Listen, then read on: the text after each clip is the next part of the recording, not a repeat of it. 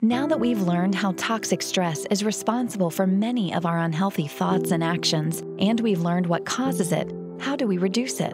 What are the biggest ways science has shown that it can be fixed?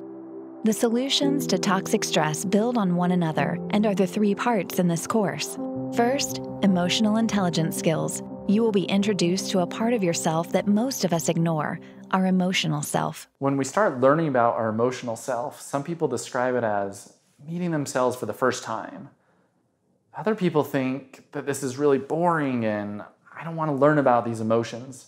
Try to resist that impulse because research clearly shows the importance of these skills. Emotional intelligence gets at our ability to be aware of, to control, to express our emotions. It helps us handle interpersonal relationships with care and while being empathetic. Emotional intelligence is critically important and a foundation for many other skills. Some people think they are already emotionally intelligent because they express emotions and are willing to talk about them. But that is not what we are talking about. We are talking about very specific, research-based skills that must be learned. All of those skills are a foundation for the next solution, the science of deep bonds.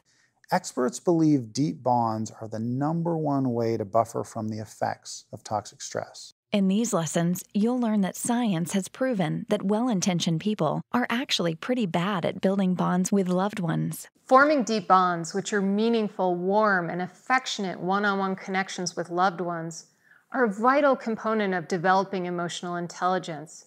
Yet most of us don't know how to build deep bonds with our loved ones. You'll learn that many things you do to try to help a loved one can actually hurt your deep bond. You'll discover why love just isn't enough and why being smart and trying hard isn't either.